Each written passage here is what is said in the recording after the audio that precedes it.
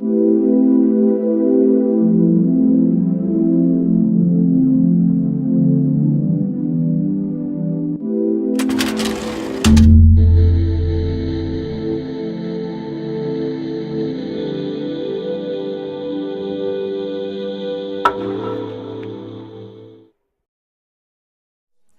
esquizofrenia es una enfermedad que genera múltiples problemas. Las intervenciones psicológicas basadas en la terapia cognitiva están principalmente dirigidas a modificar los sesgos cognitivos. Uno de los principales sesgos cognitivos es llegar a conclusiones de forma adelantada o precipitada, es decir, tomar decisiones sin suficiente evidencia, lo cual se muestra en 73% de los pacientes que han tenido psicosis, en comparación con 10% de personas sanas. Otro sesgo cognitivo es el estilo de atribución, el culpar a otros en lugar de a sí mismos por situaciones negativas. Es más prevalente en pacientes con psicosis. La tendencia a descartar lo evidente, así como la autoconfianza excesiva en sus decisiones, se presenta más frecuentemente en personas con delirios de tipo persecutorio que en otro tipo de personas. Las creencias irracionales como ejecutar demandas, pensamiento catastrófico, baja tolerancia a la frustración y la autoaceptación condicionada son más prevalentes en personas con esquizofrenia. Estos sesgos cognitivos, así como la discapacidad social, son puntos importantes en la creación y el mantenimiento de las ideas delirantes, contribuyendo a una mayor disfunción del paciente. El objetivo del estudio fue describir el impacto del entrenamiento metacognitivo sobre las variables de autocorrección, autorreflexión, adelantarse a las conclusiones, las creencias irracionales, el requerir aceptación por parte de otros, altas expectativas, sentimientos de culpa, intolerancia a la frustración, ansiedad, irresponsabilidad emocional, desesperanza, evitación de problemas, dependencia, sesgo de atribución, aplicación de la teoría de la mente y percepción emocional a través del reconocimiento de caras. Todo esto en pacientes con inicio de psicosis reciente, así como la reducción de los síntomas positivos y negativos de esquizofrenia.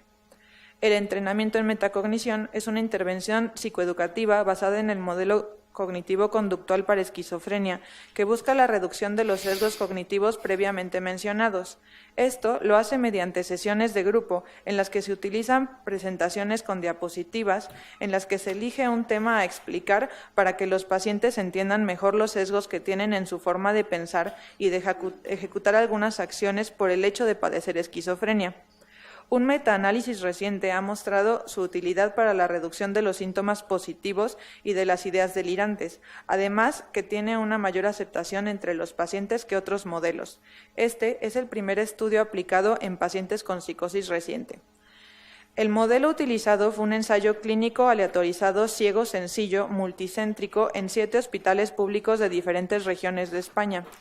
Fue un total de 126 pacientes que tenían menos de 5 años desde el inicio de los síntomas de psicosis, quienes fueron distribuidos de manera aleatoria en 2 grupos, uno de entrenamiento metacognitivo y otro en un grupo de psicoeducación con elementos cognitivo-conductuales. El tratamiento consistió en 8 sesiones por semana para ambos grupos.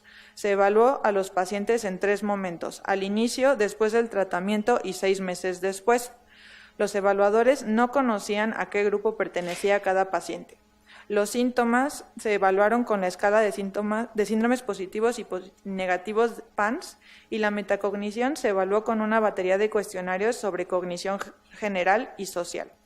Dentro de los resultados, tanto el tratamiento metacognitivo como el de psicoeducación cognitivo-conductual medido con la escala de insight cognitivo de Beck, se reportó mejoría de los síntomas posterior al tratamiento y el seguimiento a los 6 meses con una mejoría más notoria en el grupo en metacognición.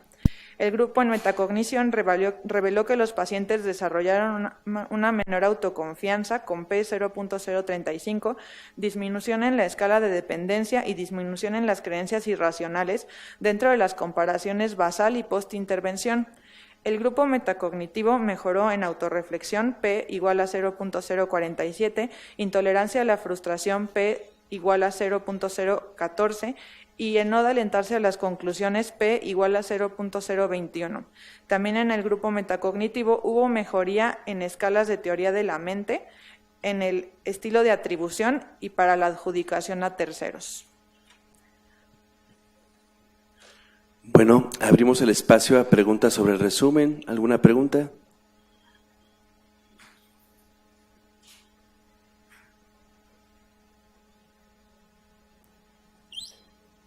Bueno, al no haber ninguna pregunta, doctora, ¿podemos continuar con su presentación, por favor?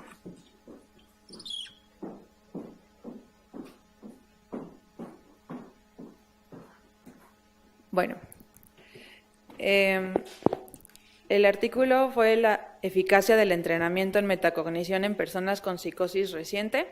La presento yo, Carmen Verónica Warner Catalá, R2 del Instituto. Me coordina el doctor José Luis Olivares Newman, que es adscrito en la Clínica de Rehabilitación en Esquizofrenia. Y quiero agradecer mucho al ingeniero José Francisco Cortés y a la doctora Ivonne Medina Flores por todo su tiempo y dedicación para poder hacer este trabajo. Antes de empezar con el artículo, me gustaría hacer un pequeño ejercicio a manera de reflexión personal. Vamos a empezar como, pues hoy en la mañana, ustedes le escriben a su respectivo un mensaje y esta persona pues les contesta 10 minutos después con una manita, con un dedo hacia arriba.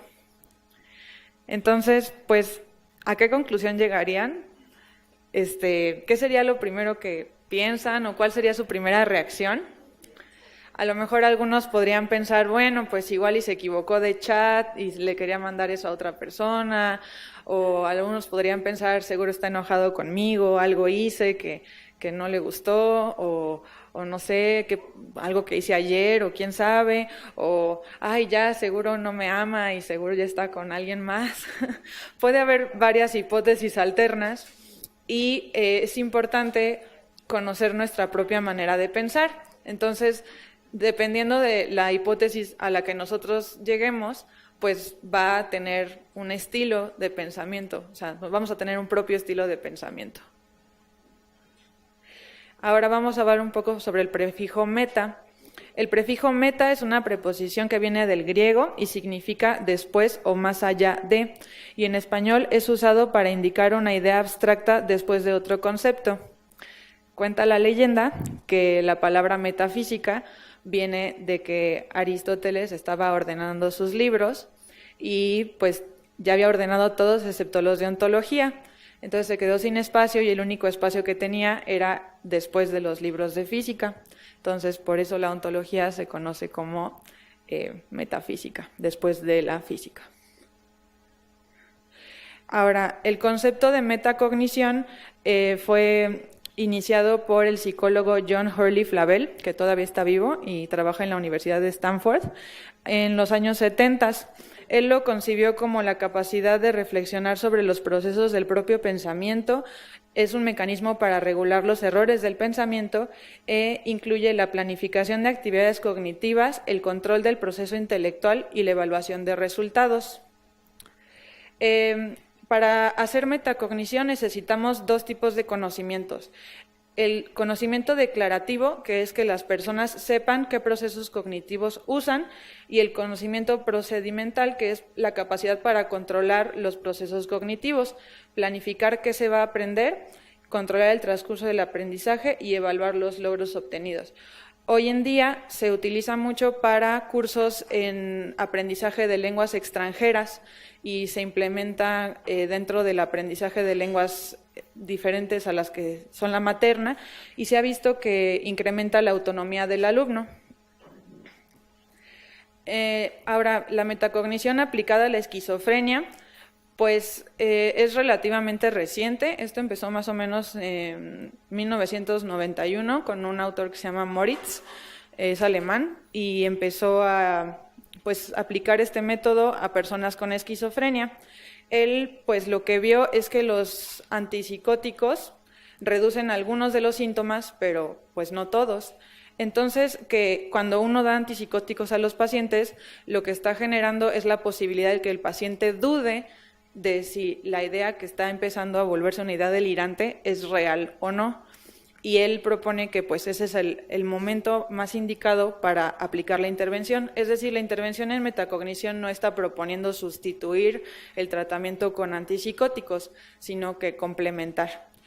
Y pues también el hecho de que los pacientes suelen abandonar el tratamiento debido a efectos secundarios y la falta de conocimiento de la enfermedad o de insight, pues es importante porque si nosotros les explicamos a los pacientes la importancia de tomar el tratamiento a través de un curso, pues eso incrementa el apego terapéutico. Y hasta ahora las terapias psicológicas en esquizofrenia pues son la terapia cognitivo-conductual, que es la que tiene más apoyo empírico y ha sido recientemente criticada, y la terapia de remediación cognitiva. Y pues han sido criticadas porque pues realmente no hay como una aplicación, o sea, no están como específicamente diseñadas para personas con esquizofrenia. Y pues realmente no, o sea, como que no hay una medición de qué es lo que se reduce. O sea, sí se ve que se ha aumentado la adherencia terapéutica y que los pacientes responden mejor con las intervenciones psicoeducativas, pero pues no está diseñado específicamente para personas con esquizofrenia. Entonces, hablando un poco sobre la génesis de una idea delirante, todo empieza con una idea sobrevalorada en el que la persona dice, creo que me persiguen. Es decir, pues existe una creencia de que alguien le quiere hacer daño. Y después, pues tenemos dos caminos. El camino que lo lleva directamente a la idea delirante, que es, pues, la mafia, ya vienen. Y el otro camino en el que está la posibilidad de darle un antipsicótico y generar la posibilidad de duda, en el que el paciente dice, puede ser que me estén persiguiendo o puede que no, ¿sí? Y ya eso se genera con una hipótesis alterna. Entonces Moritz lo que propone es que esta área amarilla, aprovechando el efecto del antipsicótico, pues es nuestra área de oportunidad más valiosa. Se abarcan todos los sesgos cognitivos que fueron descritos por el equipo de Garrity y Freeman en 1999, que fueron el adelantarse a conclusiones, la teoría de la mente y los sesgos atribucionales y afectivos. El entrenamiento en metacognición consiste en 8 sesiones con presentaciones con diapositivas y la idea es trabajar en la modificación de un sesgo cognitivo en cada sesión. Entonces, un resumen del artículo, ¿qué fue lo que hicieron? Entonces, el objetivo del artículo, o llegar a la meta, era medir en 3 tiempos, en el basal, post-tratamiento y a los 6 meses, todas estas variables. El jumping to conclusions, o saltarse las conclusiones, las ideas irracionales, que incluyen la intolerancia a la frustración, la dependencia, la desesperanza, ansiedad, intolerancia a la frustración, aceptación por otros, altas expectativas, perfeccionismo, huir de los problemas, el estilo de atribución, que puede ser personalizante o externalizante, la discapacidad social y la teoría de la mente, además de los síntomas positivos y negativos con la PANSS. Ahora, ¿cómo se distribuyó el grupo? Pues iniciaron con 126 pacientes, se excluyeron 4 que no quisieron participar, los aleatorizaron en 2 grupos, el metacognitivo con 65 y luego 57, y conforme fueron aplicando el curso, pues había pacientes que se salían o que no querían ser evaluados, entonces al final quedaron con 41 pacientes con la evaluación final en el metacognitivo y con 40 pacientes en el grupo de psicoeducación. Ahora vamos a hablar sobre los sesgos cognitivos que son más prevalentes en las personas con esquizofrenia. ¿Qué es un sesgo cognitivo? Bueno, un sesgo cognitivo es un error en el pensamiento. Es decir, todos los podemos tener, todos podemos pensar de alguna manera quizás errónea, pero el hecho de poder corregir nuestro propio pensamiento, pues ese es el objetivo de la metacognición, que uno aprenda cómo es que uno mismo piensa y qué tipo de errores suele cometer. Y entonces, al saber que ese tipo de errores los sabemos cometer, evitar cometerlos. Entonces, el adelantarse a conclusiones es tomar decisiones de forma precipitada y sin suficiente evidencia. Está en un 73% más en las personas que tienen psicosis comparado con un 10% en las personas que no tienen psicosis. Entonces, aquí hay un ejemplo que podría pasarnos a todos de lo que es un jumping to conclusions. Está una señora manejando en la carretera y el del sentido contrario le grita ¡vaca! Entonces ella salta a la conclusión adelantada de que le han dicho que está gorda. Pero ella entonces reacciona emocionalmente diciendo que no está tan gorda, pero no se da cuenta de que va a chocar con una vaca y finalmente choca con una vaca. Entonces le estaban advirtiendo que había una vaca, pero ella saltó a la conclusión de que le habían dicho que estaba gorda. Y eso es un o sea, un ejemplo cotidiano de lo que es un jumping to conclusions. Ahora, ¿cómo lo midieron? Pues se mide con una prueba que se llama Beats Task, que es una prueba que tiene 2 canastas.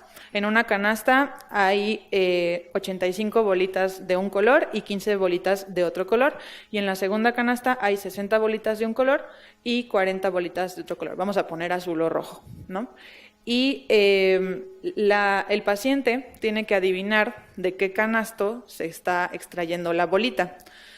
Antes de notar un patrón o sin notar un patrón, el paciente que se adelanta a las conclusiones dice, lo va a sacar de la primera canasta o lo va a sacar de la segunda canasta, sin esperarse a ver cuántas bolitas salen de cada color de cada una para poder decir, pues lo va a sacar seguramente de la primera porque en la primera hay más bolitas rojas que azules, o lo va a sacar probablemente de la segunda porque en la segunda hay más bolitas azules que rojas.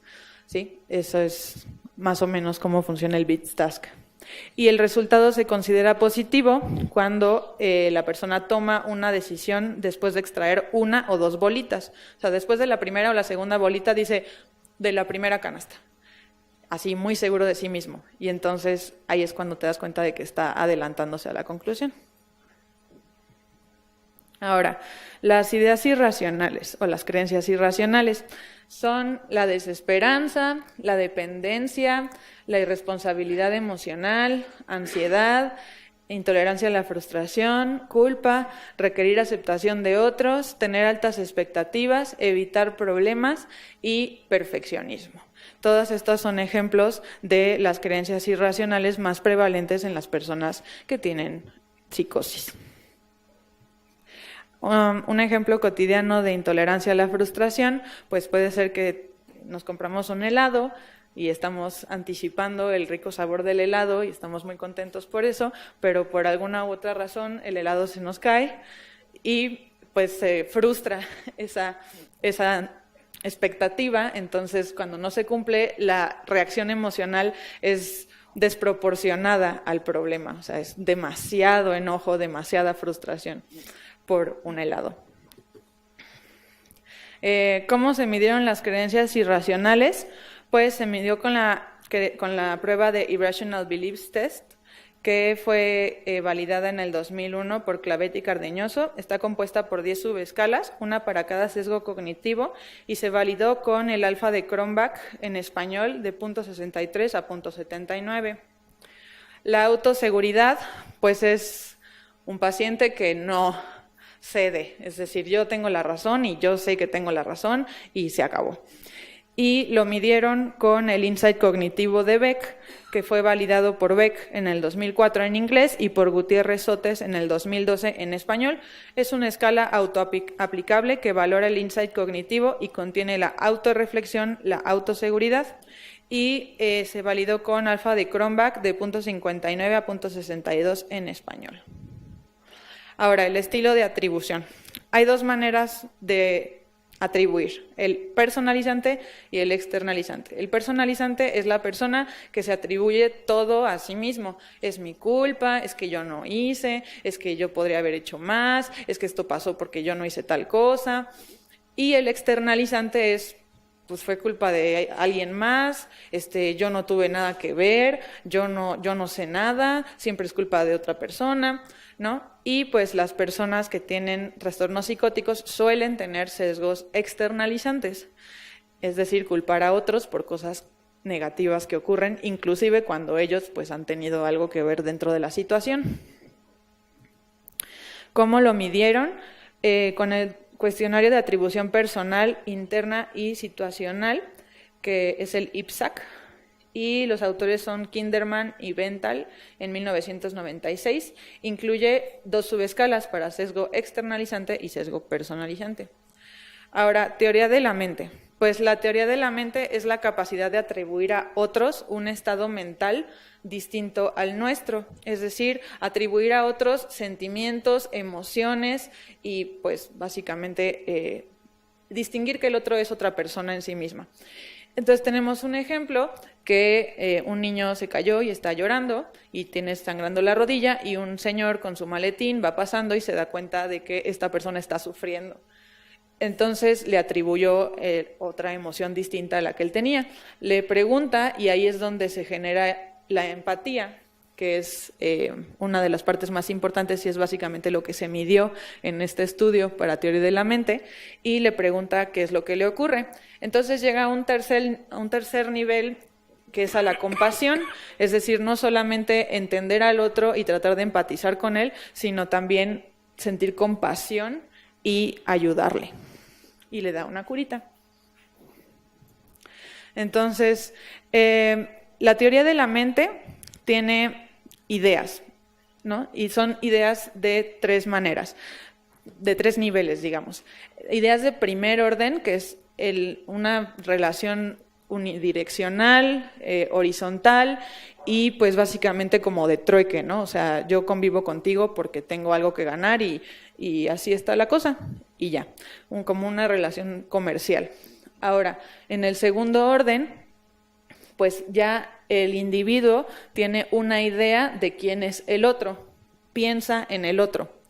Y en el tercer orden, que es la más elevada, es en la que el individuo piensa lo que el otro piensa de sí mismo, o sea, piensa de él, ¿no? O sea, lo que los demás piensan de nosotros. Y eso, pues, implica como bastante inteligencia y una aplicación de la teoría de la mente. Las personas que tienen psicosis suelen quedarse en ideas de primer orden, es decir, como en una transacción directa, no suelen implicar a los demás en sus pensamientos y casi nunca suelen decir ¿qué pensará esta persona de lo que yo hago? ¿O qué pensará el otro de lo que yo hago? ¿Qué pensará el otro de mí? Entonces, pues la idea es ayudarles a las personas que conozcan este tipo de pensamiento y tratar de incrementar la noción del otro, tratar de incrementar la empatía. Ahora, ¿cómo lo midieron? Con la prueba de reticencia o de hinting task, que sirve para medir teoría de la mente, y los autores principales son Corcoran en inglés en 1995 y Hill en el 2012 en español. Y para evitar que los pacientes aprendieran las historias, o sea, porque el hinting task se hace con historias, como con historietas, para evitar que los pacientes aprendieran esa historia o aprendieran cuál era la respuesta correcta, se usaron 3 historias diferentes con diferentes grados de dificultad. Y la validación fue con el alfa de Cronbach de .64 en español. La percepción emocional. Pues ya lo hemos visto en varias sesiones, las personas que tienen trastornos mentales suelen tener una percepción emocional hacia las expresiones faciales alterada. Entonces, esto lo midieron con una prueba que se llama Baron y Cohen, que son 20 fotografías que expresan emociones básicas y complejas. Y pues básicamente se trata de que la persona viendo la fotografía de otro reconozca cuál es la emoción que está expresando esa cara. Y pues las personas con psicosis suelen atribuir emociones negativas a expresiones que son neutras en realidad. Ahora, el método del artículo fue un ensayo clínico aleatorizado ciego sencillo, es decir, que los evaluadores no sabían cuál era el grupo al que pertenecía el paciente que estaban evaluando. Fue multicéntrico en 7 hospitales de diferentes regiones de España y el Parc Sanitari Sant Joan de Déu en Barcelona fue el centro coordinador. Se evaluaron pacientes en grupos de 4 personas que fueron seleccionados al azar de la lista de cada uno de los centros. Ahora, el análisis estadístico. Se realizó un análisis lineal de medidas repetidas en el tiempo, es decir, se midieron en 3 tiempos. El basal, post-tratamiento y a los 6 meses. Y que sirve para buscar una intervención del tiempo, sirve para buscar si hay interacción del tiempo con la intervención. Es decir, si la intervención funciona a través de la medición del tiempo. Se comparan los resultados del mismo grupo en diferentes tiempos de evaluación, basal contra post-tratamiento, basal contra seguimiento. Y después de esto se realizó una comparación entre grupos de la diferencia en 2 tiempos, es decir, entre basal y post-tratamiento del metacognitivo contra el psicoeducativo y el basal contra seguimiento del metacognitivo contra el psicoeducativo. Y la magnitud del efecto se calculó por medio de la D de Cohen. Entonces, pues los resultados. La PANSS, pues podemos ver que el azulito es el grupo psicoeducativo y el naranja es el metacognitivo, y pues se fueron prácticamente iguales, ¿no? Empezaron prácticamente en el mismo nivel, con puntajes similares, puntajes de PANSS bajos, porque eran pacientes que estaban estables, no eran pacientes que estaban psicóticos en ese momento. Es decir, habían tenido psicosis hace menos de 5 años, pero no estaban psicóticos en ese momento. Y pues en ninguno de los PANSS, ni en el positivo, ni en el negativo, ni en el general, ni en el total, hay una diferencia significativa. Ahora, la magnitud del efecto. Una magnitud del efecto chico se considera cuando la D de Cohen va de 0.2 a 0.3. Y los resultados, o sea, las comparaciones entre grupos que tuvieron D de Cohens chicas, fue la autorreflexión, que fue medida con el Beck Cognitive Insight Scale, riesgo de personalización, medido con el IPSAC, reconocimiento emocional en caras, altas expectativas, desesperanza y perfeccionismo.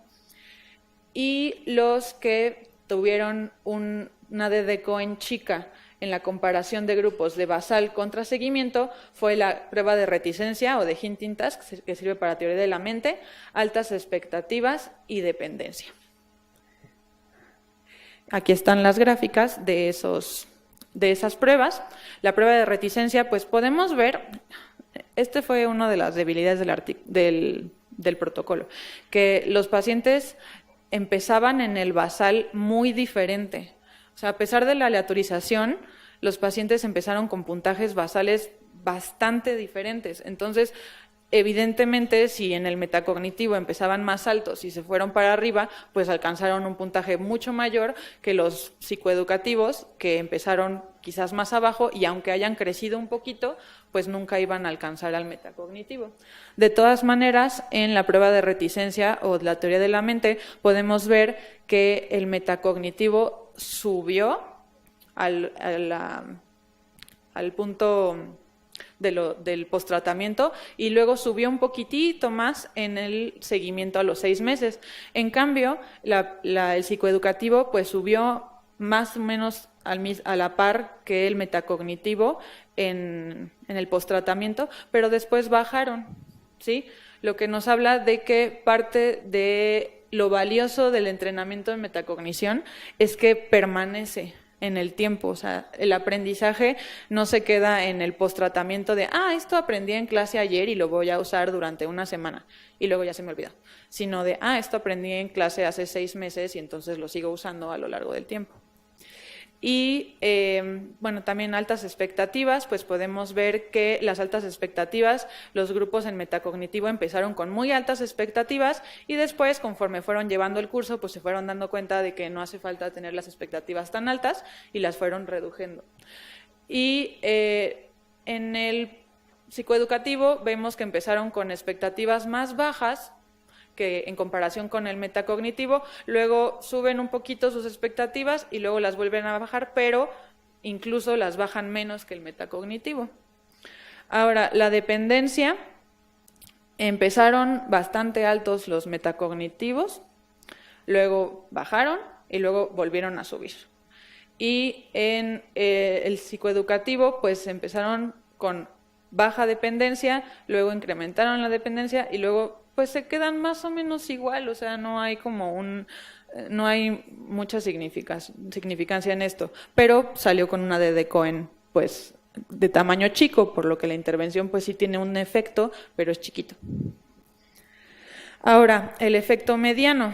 Para un efecto mediano, la D de Cohen tiene que estar en 0.5, ya es un poquito más grande que el chico. Y los que salieron con esa medición fueron el sesgo de personalización e intolerancia a la frustración, y ya en el post-seguimiento contra el basal no hubo ninguno de tamaño mediano. Entonces aquí están los resultados de tamaño mediano. La intolerancia a la frustración, podemos ver que es curioso, los del psicoeducativo incrementaron su intolerancia a la frustración, o sea, se volvieron más intolerantes. a la frustración. Y los metacognitivos pues empezaron basal, como casi todas las pruebas basal empezaron un poco diferente, pero redujeron su intolerancia a la frustración, es decir, se volvieron un poco más tolerantes después de la intervención.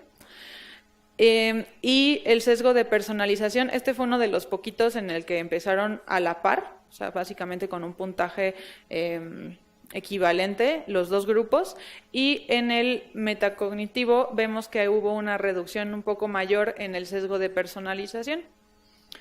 Y, o sea, empezaron a personalizarse más el sesgo, ya no lo externalizaban tanto, sino que personalizaban más. Y el grupo psicoeducativo pues no evolucionó mucho, empezó, subió poquitito y luego se volvió a quedar igual en 12. Y bueno, a mí esta gráfica me gusta mucho porque básicamente es la representación gráfica de que ambas pruebas, o sea, de que las dos intervenciones psicoeducativas sirven, funcionan. O sea, los pacientes, esta es la escala de funcionamiento global, y el paciente funciona mejor independientemente de cuál de las dos intervenciones tuvo. Entonces, esa es la prueba de que las intervenciones psicoterapéuticas no farmacológicas son muy necesarias, porque no importa cuál de las dos des, o no importa cuál des, el paciente mejora. Entonces, es un complemento importante al tratamiento, no es nada más opcional, sino que no importa cuál de los dos grupos fue, los dos mejoran. Y un efecto de magnitud grande, pues ya el maguito ya se está aquí medio muriendo. Ya hace mucho esfuerzo para un efecto tan grande, que es de 0.8, y pues no hubo ninguna, por desgracia no hubo ninguna de las pruebas que tuviera un efecto o sea, una magnitud del efecto grande medido con la de Cohen. Pero bueno, como ya vimos en la pasada gráfica, pues es valioso el estudio porque porque básicamente nos dice que las intervenciones funcionan, quizás no sirven para todo, pero sí funcionan para mejorar la funcionalidad del paciente. Y estas son las gráficas de jumping to conclusions, o saltarse a las conclusiones. Entonces, la línea punteadita es el grupo metacognitivo y el grupo psicoeducativo es la línea continua gris. Entonces, en el grupo metacognitivo, aquí es muy claro la diferencia del basal, o sea que a pesar de la aleatorización, los grupos empezaron extremadamente diferentes en cuanto al jumping to conclusions. La verdad es que no entendemos muy bien por qué pasó eso, pero bueno, así está la gráfica y ellos mismos lo anotan como una de las debilidades del estudio. Y pues vemos que después de la intervención, el grupo metacognitivo reduce de manera muy radical su toma de decisiones adelantada. Es decir, este es el número de casos en el que la persona decía una respuesta adelantada, o sea, se adelantaba la conclusión de cuál va a ser la canastita de que van a sacar la bolita. Y entonces bajaron muchísimo. Podemos ver que de 13, bajaron a 2. Y el grupo psicoeducativo empezó en 4, es decir, no tomaban decisiones de una manera tan impulsiva, pero incluso subieron, o sea, empezaron a tomar decisiones de una manera más adelantada. Entonces, pues ahí está como una de las cosas claras en lo que sirve la metacognición. O sea, la metacognición nos ayuda a impedir que tomemos decisiones de manera adelantada, de manera impulsiva. Y en el posttratamiento, en la segunda prueba lo mismo. Esta es la primera prueba de 60 a 40 bolitas y esta es la segunda prueba de 85 a 15 bolitas. Y pues pasó un poco el mismo fenómeno, ¿no? Empiezan muy altos los metacognitivos, los posttratamiento empiezan un poquito discretos y el posttratamiento prácticamente no cambia, o sea, baja un poquito en la intervención posttratamiento y luego se queda igual. Y en el metacognitivo vemos que baja en el posttratamiento a un nivel bastante bueno y luego permanece bajando, o sea, después de la intervención, 6 meses después, sigue habiendo una disminución. Entonces, eso es algo muy padre porque nos deja claro que la intervención se queda flotando en sus mentes más tiempo. Bueno, entonces, las fortalezas del artículo. Las fortalezas, pues, son que es el primer estudio en pacientes con psicosis reciente, lo cual nos permite nuevos estudios y nuevas intervenciones, lo cual es un regalo para nosotros. Y otra de las fortalezas es la duración de la intervención, que ya estábamos viendo que la metacognición dura más en el tiempo, permanece más en el tiempo que los cursos psicoeducativos basados en cognitivo-conductual. Se redujo la autoconfianza, la intolerancia a la frustración, el adelantarse a conclusiones y el sesgo de atribución. La postintervención, o sea, después de una intervención psicoeducativa, mejoramos la manera de pensar del paciente. Independientemente de cuál sea la intervención, mejoramos su manera de pensar. Y se aplicaron herramientas que están traducidas al idioma español. Entonces, esas fueron las fortalezas del artículo. Y las debilidades del artículo, pues es la estadística. Cuando estábamos analizando con el ingeniero, pues nos dimos cuenta de que habían medido en 3 tiempos, habían medido en el basal, posttratamiento y los 6 meses. Y luego aplican una estadística que es de Cohen, que sirve para medir 2 variables, o sea, sirve para comparar un A contra un B. Cuando existen otro tipo de estadísticas, como la eta cuadrada, o sea, de herramientas estadísticas que nos sirven para comparar un A contra un B contra un C. Es decir, midieron en 3 tiempos y luego desaprovechan esa medición. Es decir, solamente miden de A contra B en un grupo, A contra B en el otro grupo, y podrían haber utilizado herramientas estadísticas más válidas y que hubieran denotado un mayor efecto, un mayor impacto de la intervención. Luego, solamente se evalúan los sesgos metacognitivos. Esto para ejemplificarlo de una manera como más fácil, es decir, uno va a tratar de evaluar cómo hacen carne asada unas personas que acaban de tomar un curso para hacer sushi. O sea, pues a lo mejor hacen bien carne asada, pero después de un curso de hacer sushi, lo que uno intenta medir pues es cómo hacen sushi, ¿no? Entonces, solamente miden el cómo hacen sushi después del curso de hacer sushi y no se mide cómo hacen carne asada. O sea, no se miden las variables del psicoeducativo, por lo que queda un poco como pues sesgado o como digamos inclinado a, la metacognición sirve para esto, pues sí, porque solo se midieron las variables para las que sirve la intervención, o sea, para las que está dirigida la intervención. No sirve para reducir el PANSS, claramente ni los síntomas positivos ni los síntomas negativos se redujeron con el entrenamiento metacognitivo, lo cual pues también está claro, ¿no? Es decir, es un curso de hacer sushi, no es un curso de hacer pasteles. Entonces, ¿por qué queremos pretender que las personas sepan hacer bien pasteles después de un curso de sushi? Pues no, a lo mejor sí se reduce un poquito, pero no. Es decir, la intervención no está planeada para eso.